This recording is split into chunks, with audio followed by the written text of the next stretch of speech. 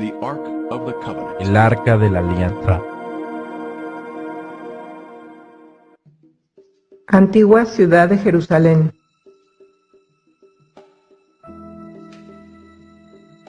La puerta de los leones.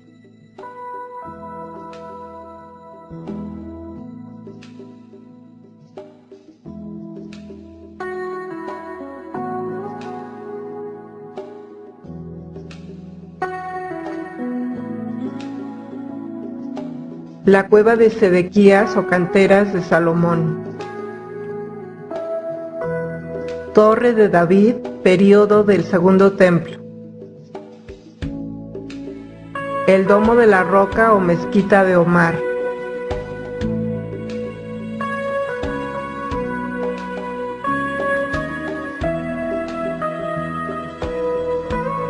Muro occidental, período del Segundo Templo.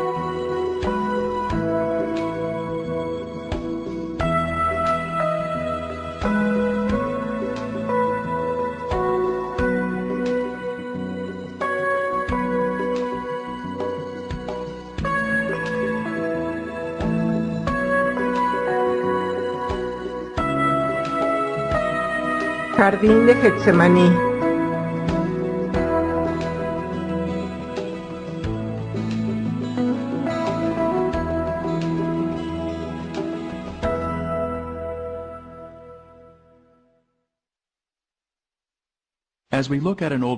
Al observar un mapa antiguo de Jerusalén, podemos ver la iglesia del Santo Sepulcro, situada bien adentro de las murallas de la ciudad. Este es el sitio tradicional católico ortodoxo griego de la crucifixión y entierro de Jesús. El sitio para la iglesia fue elegido en el siglo IV por el emperador romano Constantino, autoproclamado psíquico por Helena, su madre, quien se sintió atraído por el lugar debido a que el templo de Venus estuvo ahí.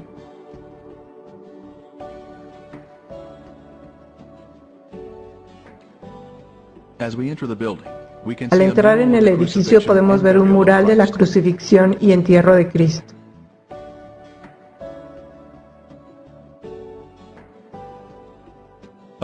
Al entrar en la rotonda podemos mirar hacia arriba para ver la cúpula con los rayos del sol en el techo.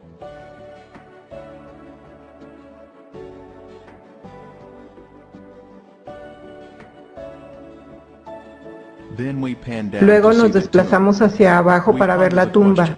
Nos preguntamos, ¿es esta la ubicación correcta de la crucifixión de Jesús y el entierro? ¿Este sitio coincide con el relato bíblico? A medida que caminamos hacia la salida vemos la adoración de la piedra de la unción, donde algunos piensan que el cuerpo de Jesús fue preparado para el entierro.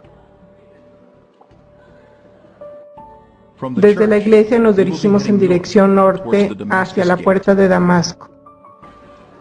Estamos viajando a través de un bazar musulmán y es viernes, así que los musulmanes están fluyendo a la ciudad para la adoración. Nuestro destino es un lugar alternativo para el sitio de la crucifixión de Jesús, uno que está fuera de la ciudad.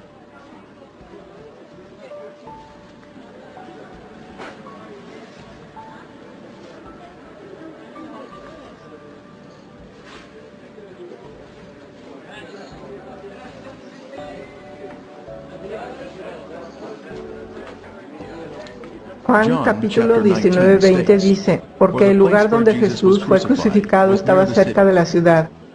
Esto nos dice que Él fue ejecutado fuera de las murallas de la ciudad. Nos acercamos a la puerta de Damasco en el lado norte de la ciudad. Es la más bella de las 11 puertas de Jerusalén. Estos muros se construyeron en el siglo XVI por el turco otomano Süleyman I. Este mapa indica que las paredes actuales siguen la línea de las antiguas murallas de la época de Jesús. Continuando nuestro camino por la puerta grande, seguimos encontrando adoradores entrando en la ciudad.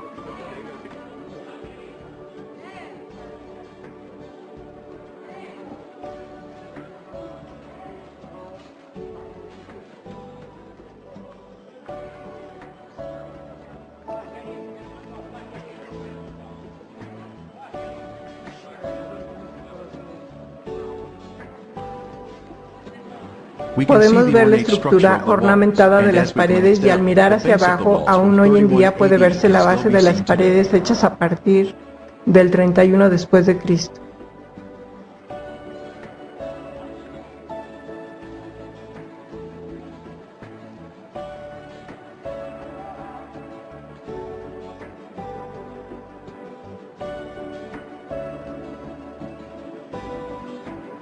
Desde allí nos dirigiremos al noreste a una corta distancia a la zona identificada como Gruta de Jeremías.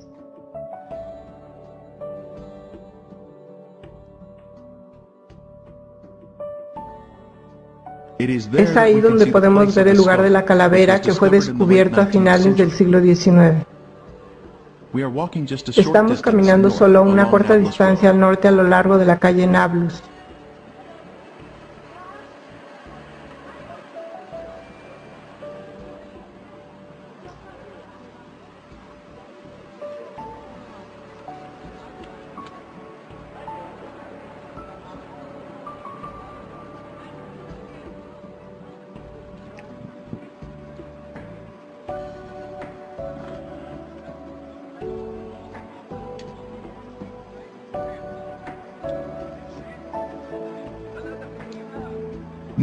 A continuación, vamos al este sobre Conrad Schick y nos dirigimos al territorio de la tumba del jardín.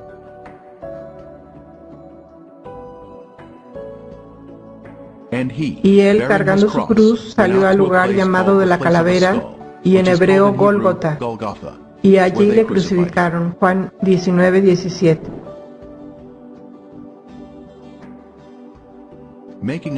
Siguiendo nuestro camino hacia el jardín, llegamos a una plataforma de observación con vista al lugar de la calavera.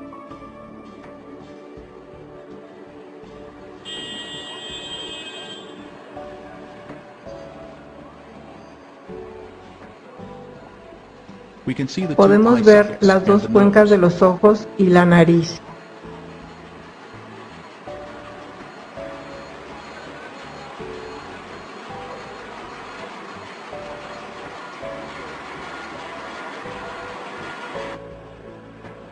Un perfil lateral del cráneo claramente nos muestra un definido puente de la nariz.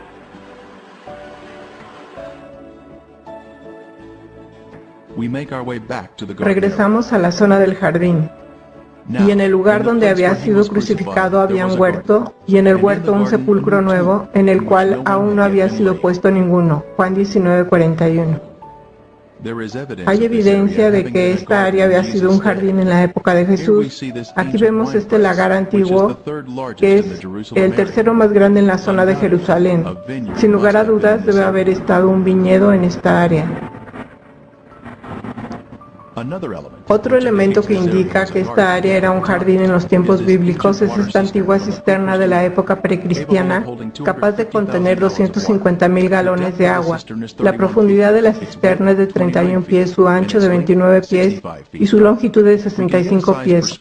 Podemos tener una perspectiva del tamaño en esta foto tomada dentro de la cisterna.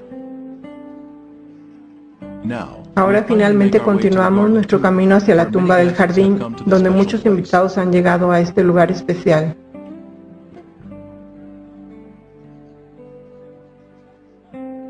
La tumba fue descubierta en 1867, después fue hecha una extensa investigación en 1883 por el general Charles Gordon, que la asoció con el lugar de la calavera y el área de la crucifixión de Jesús.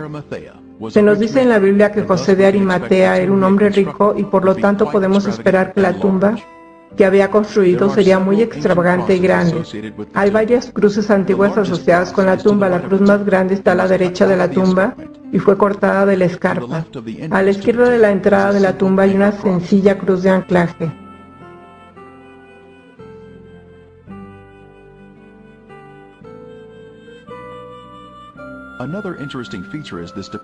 Otra característica interesante es esta depresión que ha sido excavada en la base de la roca por los primeros cristianos para sentarse en la saliente de piedra y practicar la humildad del servicio o lavado de pies. Una piedra grande habría sido rodada en este rastro y habría tapado la entrada de la tumba. y lo puso en un sepulcro que estaba cavado en una peña, e hizo rodar una piedra a la entrada del sepulcro. Entonces ellos fueron y aseguraron el sepulcro sellando la piedra. A la izquierda de la entrada de la tumba está el final de un eje de hierro roto que fue introducido en la escarpa por guardias romanos para evitar que la piedra fuera rodada hacia atrás y abrir la tumba. En la mañana de resurrección, un poderoso ángel celestial fácilmente rompió esta barra de hierro y removió la piedra de nuevo, abriendo la tumba. Pero cuando miraron, vieron removida la piedra, que era muy grande. Marcos 16:4.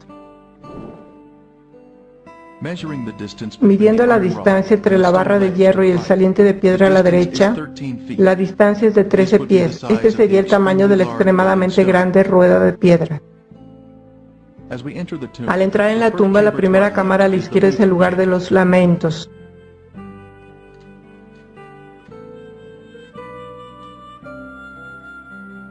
Al mirar a la derecha podemos ver una cripta que ha sido usada. La zona de los pies fue cortada, alargando el espacio para el entierro. Aquí es donde el Hijo de Dios descansó después de haber vivido una vida desinteresada y sin pecado para nosotros. A la derecha hay una cripta sin usar. Entonces miramos de nuevo sobre la cripta usada, donde los ángeles se sentaron en los extremos después de que Cristo había resucitado.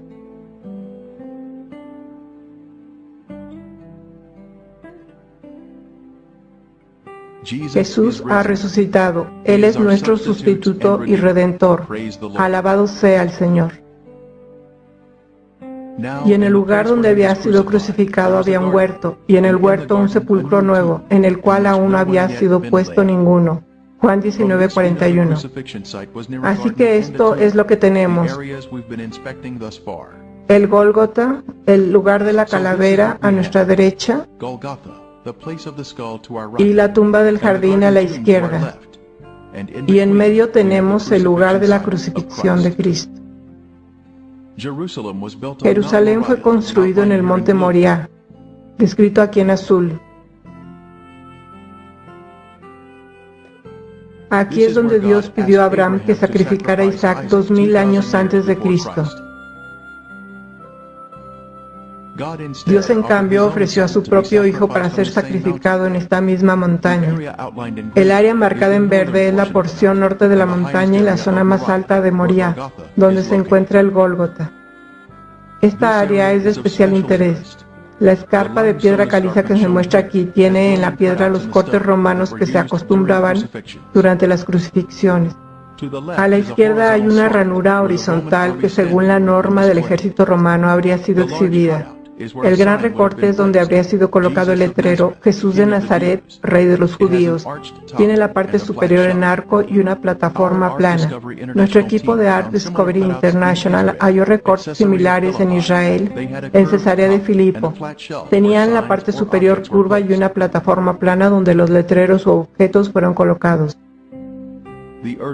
Y la tierra tembló y las rocas se partieron. Mateo 27:51. Una fisura grande o grieta en el acantilado se inicia en la parte superior de la escarpa y luego se extiende por la cara de la roca. Hoy en día la fisura se ha rellenado. Conecta con los recortes donde los letreros fueron colocados.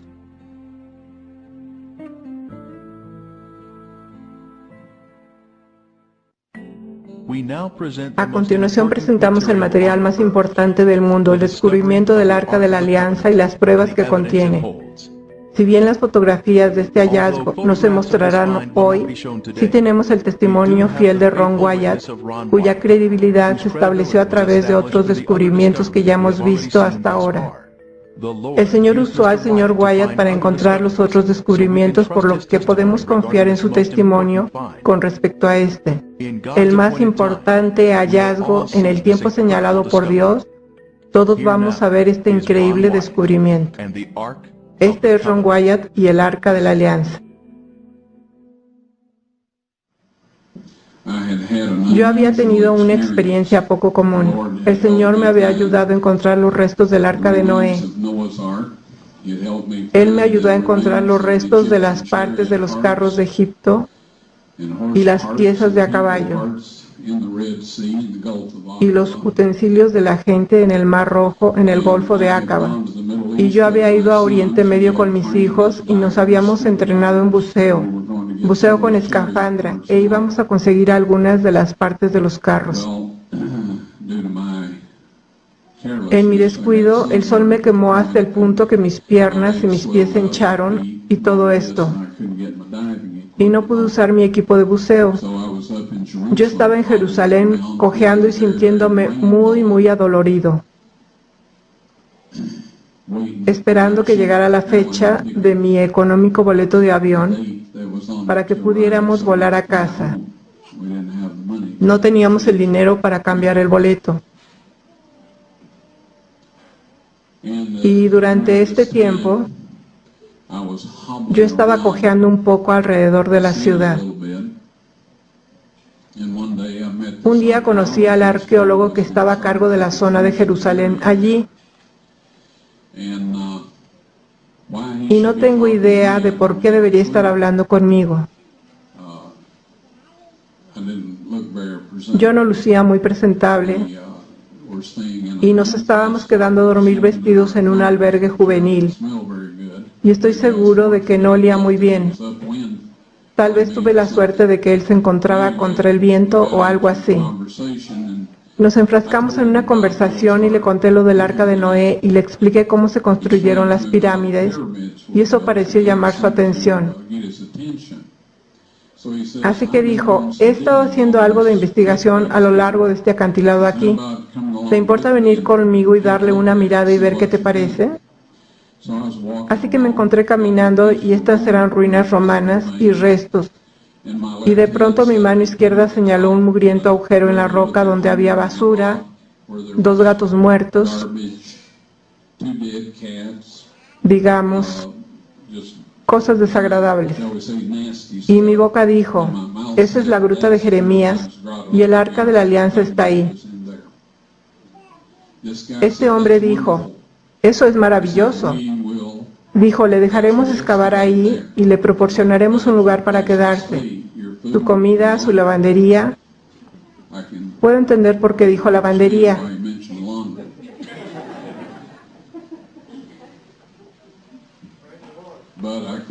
Pero yo no podía entender a una persona judía siendo tan generosa. Eso no es su naturaleza. Me quedé de piedra porque yo no había estado pensando en el Arca de la Alianza en lo absoluto. Ya sabe, estaba preguntándome por qué no habíamos sido capaces de obtener algunas ruedas de los carros. Saben, yo oro por todo. Lo hice en ese entonces también. Yo sabía que tenía que estar ahí, pero para lo que yo pensaba que tenía que estar ahí, no era para lo que tenía que estar ahí. De todos modos, la fecha de nuestro boleto de avión finalmente llegó y fue la mañana siguiente, después que tuvimos esta conversación, o después que tuve la conversación con este hombre. Así que le dije: eso está muy bien, regresaré y haré eso. Ahora tenía que ir a casa y hacer algunos preparativos. Así que me fui a casa preguntándome por qué sería posible que el Arca de la Alianza estuviera en ese lugar. Leí en el capítulo 25 de Segunda de Reyes, donde dice que toda la ciudad estaba rodeada por un muro de asedio. Así me persuadí de que el Arca del Pacto estaba en ese lugar. Porque sabía que alguna fuerza sobrenatural había utilizado mi brazo y mi voz. Cuando sucedió por primera vez, no sabía cuál era esa fuerza. Y se nos instruye para juzgar a los espíritus, para ver si son de Dios.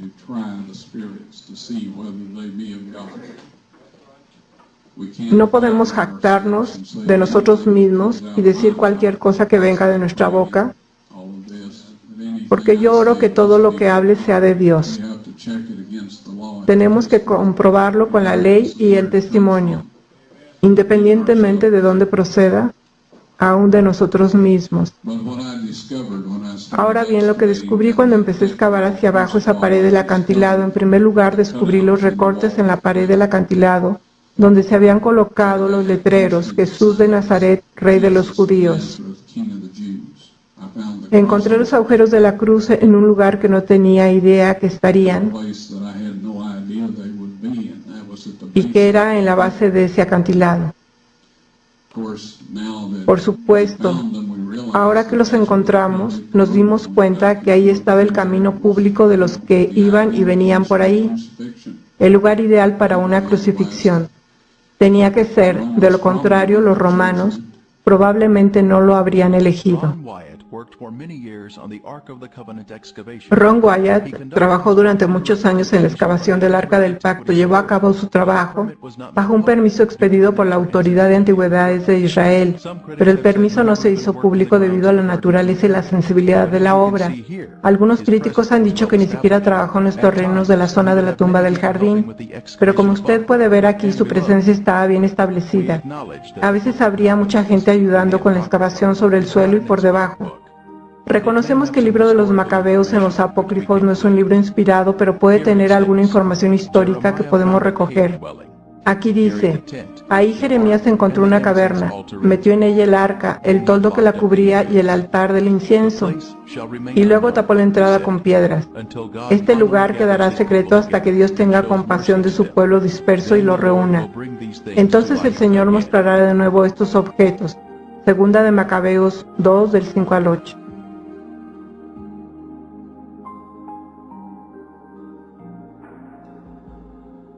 Ahora, cuando Cristo murió y la tierra tembló y las rocas se partieron, se formó una grieta a la derecha y hacia abajo de toda la cara del acantilado, pasando por el lado izquierdo del orificio de la cruz, y la piedra se abrió.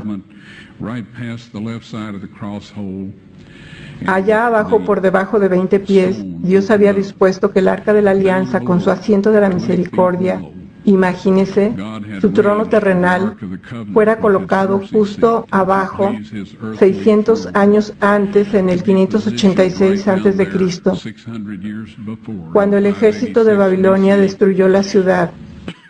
Cuando el centurión metió la lanza en el vaso de Cristo y probablemente en el ventrículo izquierdo para asegurarse de que estaba muerto antes de darle el cuerpo a José de Arimatea, al retirar la lanza, las células separadas de color rojo sangre y el suero de la sangre del Hijo de Dios se derramaron, cayeron a través de esa grieta sobre el asiento de la misericordia, y eso ratificó el antiguo y el nuevo pacto. Avancé en esta cámara que estaba impecable. El mobiliario fue establecido en perfecto orden.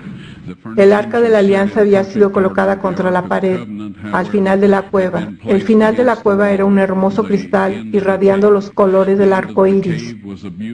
Sé de la nueva era y de todos los que usan el arco iris. También lo hacen los homosexuales y otros, pero Dios lo usó por primera vez. Está alrededor de su trono y está alrededor de su trono terrenal. No hay velo en esta configuración, por lo tanto, es terrenal. Es el templo de Dios en la tierra o de su residencia donde una vez habitó.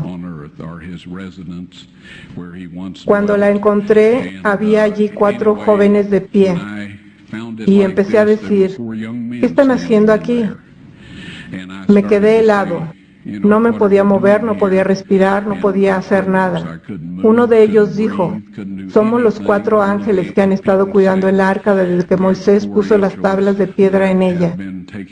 Y me indicaron que preparara mi videocámara con el tripié y la dirigiera hacia el arca de la alianza.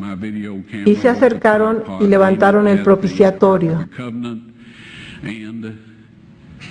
No sé qué tan pesado sea. Nunca he tratado de levantarlo, pero es de oro macizo.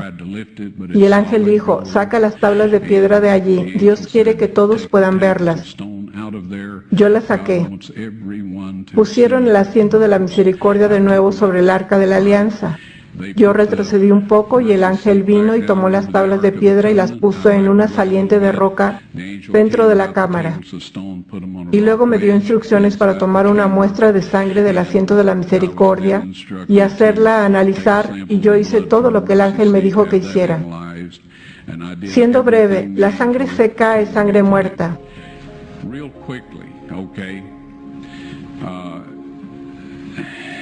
Todo el mundo lo sabe. Se puede probar con la sangre de los faraones, las momias de los faraones. Hay ciertas cosas que pueden hacer, pero no pueden obtener el número de cromosomas por cualquier método que yo conozco. Las cosas van cambiando y yo no pretendo saberlo todo. Sin embargo, sé que no hay manera de que pueda conseguir un conteo de cromosomas de sangre muerta. Usted puede obtener un ADN y algunas otras cosas, pero no un estudio cromosómico. Esto se hace en glóbulos blancos vivos. En primer lugar, para este análisis, llevé la sangre a un laboratorio de Israel. Pregunté a algunas de las personas con quienes trabajo en antigüedades dónde encontrar un laboratorio que hiciera el trabajo fiable y me dijeron tal y tal. La llevé. Solo dije, por favor examine esta sangre y dígame lo que usted me pueda decir al respecto. Dijeron, vamos a reconstituirla, vamos a ponerla en solución salina normal y la mantendremos a la temperatura corporal durante 72 horas con agitación suave. Ese es su negocio y es grandioso. Dije, ahora quiero estar ahí cuando la chequen y dijeron, está bien. Así que yo estaba de vuelta, la checaron y dijeron, es sangre humana, podemos decir eso. Hicieron cualquier prueba que necesitaran hacer y entonces dije, tomen algunas de las células blancas de la sangre y pónganlas en un medio de cultivo y manténganlas a la temperatura corporal por 48 horas. Y ellos dijeron, eso no servirá de nada porque es sangre muerta. Les dije, ¿podrían hacer eso por mí? Y ellos dijeron, está bien, vamos a hacerlo. Así que dije, quiero estar aquí cuando vayan a examinarla. Así que regresé, ellos la sacaron, la examinaron con un microscopio y el técnico llamó al otro de por allá, después llamaron al jefe de allí y estaban hablando en hebreo a 1000 por minuto. Por un momento me miraron y dijeron, señor Wyatt, esta sangre humana solo tiene 24 cromosomas. Todas las personas tienen 46, o sea, 23 de su madre y 23 de su padre. 22 autosomas de su madre y 22 autosomas de su padre. Usted recibe una X de su madre y puede recibir una X o una Y de su padre. Esta sangre tenía 23 cromosomas del lado de la madre y solo un cromosoma Y. Vea usted, el niño no podría haberse desarrollado si no tiene los autosomas de la madre. Todas sus características físicas se determinaron por parte de la familia de la madre, de sus autosomas. Su masculinidad se determinó por esta única Y que vino de otra fuente, no de un varón humano. Luego dijeron, esta sangre está viva. Y luego dijeron, ¿de quién es esta sangre?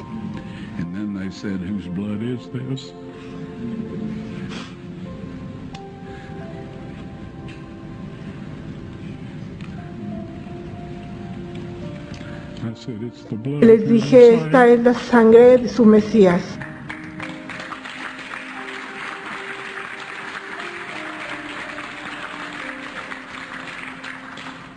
Y les aseguro que la vida de aquellos hombres ha cambiado.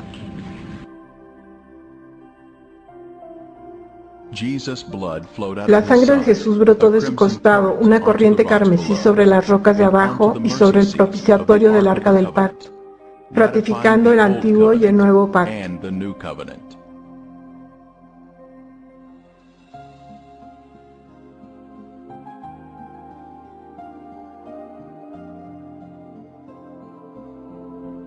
El Nuevo Testamento menciona la sangre oculta en la tierra. Este es Jesucristo que vino mediante agua y sangre, no mediante agua solamente, sino mediante agua y sangre. Y el Espíritu es el que da testimonio, porque el Espíritu es la verdad. Porque tres son los que dan testimonio en el cielo, el Padre, el Verbo y el Espíritu Santo. Y estos tres son uno. Y tres son los que dan testimonio en la tierra, el Espíritu, el agua y la sangre. Y estos tres concuerdan. Si recibimos el testimonio de los hombres, mayor es el testimonio de Dios, porque este es el testimonio con que Dios ha testificado acerca de su Hijo. Primera de Juan 5, 6 al 9. En estos versos se muestra su generosidad. Ahora voy a compartir un par de ellos con ustedes. Primera de Juan 5, 8 y 9 dice: y tres son los que dan testimonio en la tierra, no sobre la tierra, sino en la tierra, es decir, dentro de la tierra, el espíritu, el agua y la sangre, y estos tres concuerdan. Luego en el versículo 9 dice: si recibimos el testimonio de los hombres, mayor es el testimonio de Dios. Y aquí está hablando de la sangre y el agua presentada a nuestros corazones y mentes a través del poder del Espíritu Santo. Este es el testimonio del Padre y el testimonio de su Hijo. En un juicio en la corte, un testigo da un testimonio y el testimonio se convierte en evidencia o prueba. Así que lo que esto dice en nuestro lenguaje de hoy es que la sangre y el agua sobre el propiciatorio del arca del pacto, el trono terrenal del Dios vivo, es la prueba del Padre a los habitantes de este mundo que su Hijo indudablemente ha muerto por nosotros y que hemos sido redimidos, y que nosotros podemos venir a Él en el nombre y la sangre de su Hijo, recibir el perdón y la restauración. Y para el día que, según consta en el capítulo 22, versículo 14 del libro de Apocalipsis, que dice: bienaventurados los que lavan sus ropas para tener derecho al árbol de la vida y para entrar por las puertas en la ciudad. El pago, queridos amigos, se ha hecho, y en el tiempo señalado por Dios, ustedes serán capaces de ver la prueba por sí mismos. Creo que el Arca de la Alianza va a quedarse donde está toda la eternidad. Es la prueba de Dios Padre a los habitantes de esta tierra de que su Hijo murió por nosotros. Hay algunas cosas que van a suceder en el futuro que involucrará a 144,000 para llegar a ver eso. Esto no está de acuerdo con un montón de historias de la gente sobre el milenio y todo. Amigos, voy a tener que decirles esto: nada va a pasar como la mayoría lo piensa. La Biblia dice: no corras tras la multitud para hacer el mal. Dice: ancha es la puerta y espacioso el camino que lleva a la perdición, y muchos son los que entran por ella. Porque estrecha es la puerta y angosto el camino que lleva a la vida, y pocos son los que la hallan.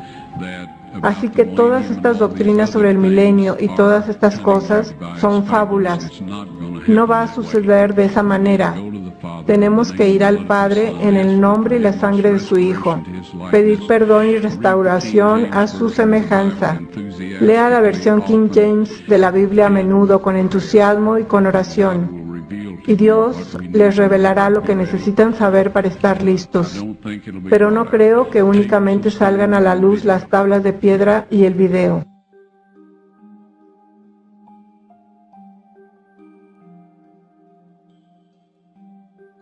En el Antiguo Testamento se menciona una unción especial sobre el Arca de la Alianza. 70 semanas están terminadas sobre tu pueblo y sobre tu santa ciudad para terminar la prevaricación y poner fin al pecado y expiar la iniquidad, para traer la justicia perdurable y sellar la visión y la profecía, y ungir al Santo de los Santos. Daniel 9:24. Ungir al Santo de los Santos es la clave aquí. La sustancia de la unción final es la sangre de Jesús. El lugar santísimo es el asiento de la misericordia o la parte superior del Arca de la Alianza. El lugar santísimo del tabernáculo fue llamado así porque el Santísimo moraba en dicho lugar. La sangre de Jesús ungió el lugar santísimo, justo como se predijo en esta profecía. Él nos amó y envió a su Hijo en propiciación por nuestros pecados. Primera de Juan 4:10. La antigua palabra propiciación en inglés significa asiento de la misericordia. Jesús es esa propiciación. Por su sangre sobre el propiciatorio, hoy tenemos misericordia y perdón de pecados. Su vida sin pecado está representada por esa sangre sin pecado. Tenemos misericordia y perdón si violamos la ley y luego nos arrepentimos. Tomará luego de la sangre del becerro y la rociará con su dedo hacia el propiciatorio al lado oriental. Durante cientos de años, la sangre de toros y machos cabríos fue esparcida hacia el este, creando una vacante en el lado oeste del propiciatorio. Dios estaba planeando que la sangre de su Hijo fuera derramada en el lado vacante al oeste del asiento de la misericordia. Oh Dios, santo es tu camino. Salmo 77:13. Nuestra salvación iba a venir a través de la sangre de Jesús siendo derramada sobre el propiciatorio del arca. Este era el plan de Dios desde el principio, que la sangre de Cristo ungiera el propiciatorio del arca con los 10 mandamientos debajo, cumpliendo así el nuevo pacto y concediendo misericordia a la humanidad. Porque hay un solo Dios y un solo mediador entre Dios y los hombres, Jesucristo, hombre, el cual se dio a sí mismo en rescate por todos, de lo cual se dio testimonio a su debido tiempo. Primera de Timoteo 2, del 5 al 6. Este es un evento futuro en el que toda la humanidad verá la evidencia irrefutable de que Jesús es el Mesías, porque la vida de la carne y la sangre está y yo os la he dado para hacer expiación sobre el altar por vuestras almas, y la misma sangre hará expiación por las personas. Levítico 17:11. La sangre de Jesús tenía que ser derramada sobre el arca para expiar nuestros pecados. Su vida sin pecado estaba en la sangre y pagó por nuestros pecados cuando se derramó sobre el propiciatorio. El asiento de la misericordia tiene una moldura con una campana, lo que significa la vida, y una granada significando la resurrección. Esto representa a Jesús, nuestra vida y resurrección. Uno de los objetos que el Señor Wyatt entregó a las autoridades de antigüedades de Israel es esta granada de marfil. Cuenta con una inscripción alrededor de su desnivel diciendo: Santidad a los sacerdotes, pertenecientes al templo del Señor Yahweh. Este es el único objeto de conocimiento público del primer templo, el templo de Salomón. Se ofrece en un sello israelí junto a una imagen del templo de Salomón. La granada de marfil se exhibe hoy en el Museo de Israel bajo custodia segura. Como cordero fue llevado al matadero, Isaías 53:7. Mas él herido fue por nuestras rebeliones, molido por nuestros pecados, Isaías 53:5. Pero estando ya presente Cristo sumo sacerdote, Hebreos 9:11, Jesús bajó y rescató al hombre del pozo del pecado. Jesús demostró que la ley puede mantenerse a través de una conexión con el Padre Celestial. Así que, sí, las tablas de piedra están fuera del arca de la alianza, están en esta cámara y en este borde hasta donde yo sé. Pero cuando Dios esté listo para que esto sea mostrado al mundo, el ángel me dijo que sería después de que la ley de la marca de la bestia sea impuesta. ¿Entiende eso? Si usted guarda la ley de Dios, tiene el sello de Dios. Si guarda la ley del hombre, y esto pasará pronto, es que si usted se niega a guardar esa ley, no podrá comprar o vender. Para que usted guarde esa ley requiere romper con la ley de Dios y tener la marca de la bestia. Pueden conocerla mejor y solo adentrarse en ella y luego la tendrán en su mano. Grandes desastres cubrirán la tierra, que llegarán en tiempo de angustia, y la marca de la bestia. Apocalipsis 13, del 13 al 18.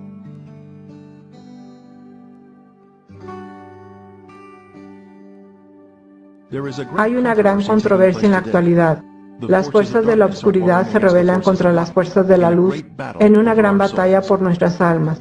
En un futuro próximo, esto culminará en el enfrentamiento de la marca. Aquí tenemos dos grupos identificados en dos textos durante esta legislación de la marca de la bestia. Este es el primer grupo, los perdidos. No tienen reposo de día ni de noche los que adoran a la bestia y a su imagen, ni nadie que reciba la marca de su nombre. Estas personas han recibido la marca de la bestia. El siguiente grupo son los salvados. Aquí está la paciencia de los santos, los que guardan los mandamientos de Dios y la fe de Jesús. Los salvados están obedeciendo los 10 mandamientos durante la legislación de la marca de la bestia. A través de la fe de Jesús, se ha negado a seguir la ley de la bestia y su gobierno, que va en contra de los 10 mandamientos. Ellos han permitido que el Espíritu Santo sea a cargo de sus vidas para que puedan convertirse en los vencedores y obedientes a la ley de Dios.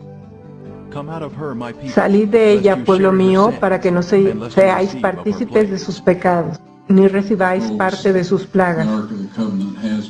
Amigos, el arca de la alianza ha sido hallada, las tablas de piedra están disponibles.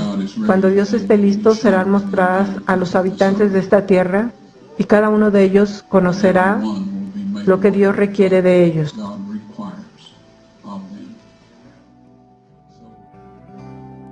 En un futuro próximo, cuando la ley de la marca de la bestia se haga cumplir, obligando a los hombres a violar uno de los 10 mandamientos, o de lo contrario perder su derecho a comprar y vender, los resultados de la prueba mostrando el número único de cromosomas se mostrará al mundo junto con el video del arca y los 10 mandamientos. Esto concluirá la difusión del Evangelio al mundo. Toda la humanidad tendrá que confesar sus pecados en el nombre de Jesús y obedecer los 10 mandamientos a través del Espíritu Santo, o recibirán la marca de la bestia y se perderán.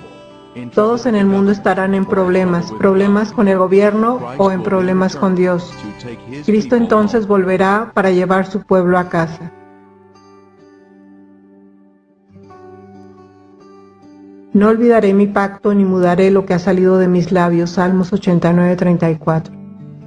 Entonces el dragón se llenó de ira contra la mujer y se fue a hacer guerra contra el resto de la descendencia de ella, los que guardan los mandamientos de Dios y tienen el testimonio de Jesucristo. Apocalipsis 12:17.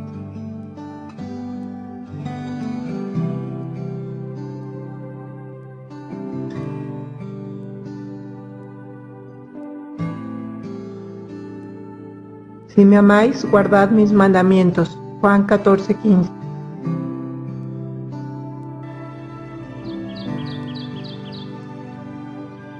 Con Cristo estoy juntamente crucificado y ya no vivo yo, mas Cristo vive en mí. Y lo que vivo ahora en la carne, lo vivo en la fe del Hijo de Dios, el cual me amó y se entregó a sí mismo por mí. Gálatas 2:20.